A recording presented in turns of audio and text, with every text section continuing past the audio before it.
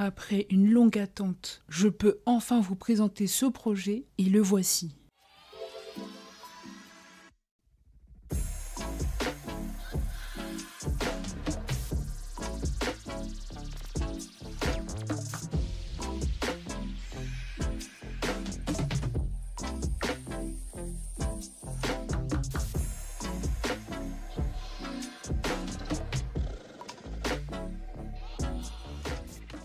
Et salut à tous et à toutes, ici Oreo. Aujourd'hui on se retrouve pour une toute nouvelle vidéo un peu particulière, car cette fois-ci je vais vous présenter mon tout nouveau setup, et puis c'est parti.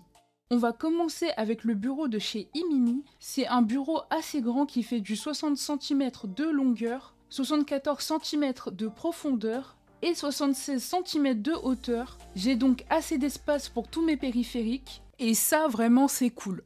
Ensuite, nous avons cette chaise gaming de chez Soundtrans. Alors elle est particulière car on a la possibilité de se faire masser les lombaires grâce au port USB qui est inclus avec la chaise. Et il y a aussi un repose-pied, ce qui augmente fortement le confort de la chaise, et croyez-moi que quand on travaille plusieurs heures sur son ordinateur, ça fait un bien fou. Ce clavier, on ne le présente plus, c'est un SteelSeries Apex 7 TKL avec les switch Red. Et en toute sincérité, je suis très satisfaite de mon tout premier clavier mécanique. Et vraiment, pour revenir sur un clavier à membrane, ça va être très compliqué car clairement, les claviers mécaniques et membrane, c'est littéralement le jour et la nuit.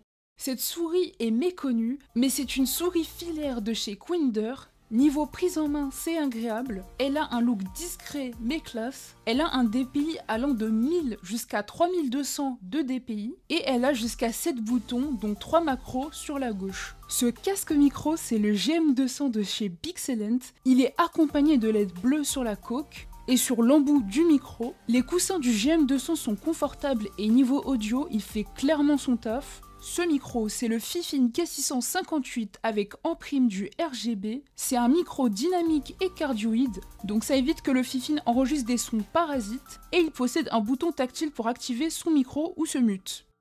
Mon pied de micro, c'est un Rode PSA 1, donc c'est un très bon pied de micro. Après, franchement, il est très connu pour sa qualité, mais en tout cas, vraiment, il est très solide.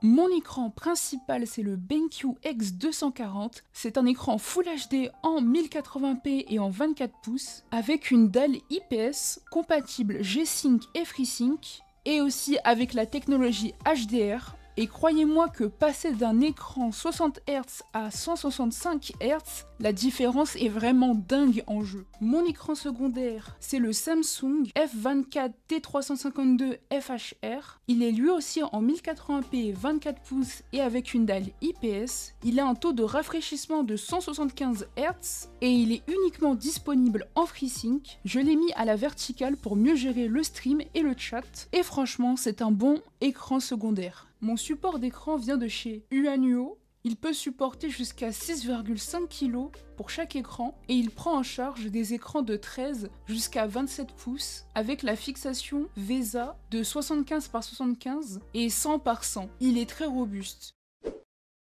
Et maintenant, on va passer à la partie qui va vous intéresser le plus. Et puis, c'est parti. Mon boîtier, c'est un MSI MacForge 100R avec deux ventilateurs avant en RGB et un ventilateur arrière noir. Il a un bon airflow et je le trouve incroyable. Ma carte mère, c'est la Asus Prime B550+. Elle embarque pas mal de fonctionnalités. Elle a juste pas de Wi-Fi, mais pour moi, c'est pas un problème. Et c'est une carte mère moyenne gamme et elle fait le café. Pour le processeur, j'ai choisi un Ryzen 7 5700X avec 8 cœurs et 16 threads, ce qui est vraiment top pour du multitâche intensif et du stream par exemple. Il a un TDP de 65 watts qui est identique au TDP du Ryzen 5 5600X, ce qui est vraiment pas mal niveau température. Il chauffe beaucoup moins, mais j'ai aussi la possibilité d'upgrade plus tard le ventirad par un water cooling si je le souhaite. C'est juste dommage qu'il soit sous-coté par rapport au Ryzen 7 5800X. Mon ventirad, c'est un Thermalright Assassin King 120 SE. C'est un bon ventirad peu bruyant et pas très cher. Vu que mon Ryzen 7 5700X chauffe très peu, je me suis donc contenté d'un ventirad. Pour la mémoire vive, j'ai pris les LPX Vengeance à 32 Go en DDR4. J'ai pris 32 Go pour être tranquille en stream et je voulais des barrettes de RAM discrètes et en low profile.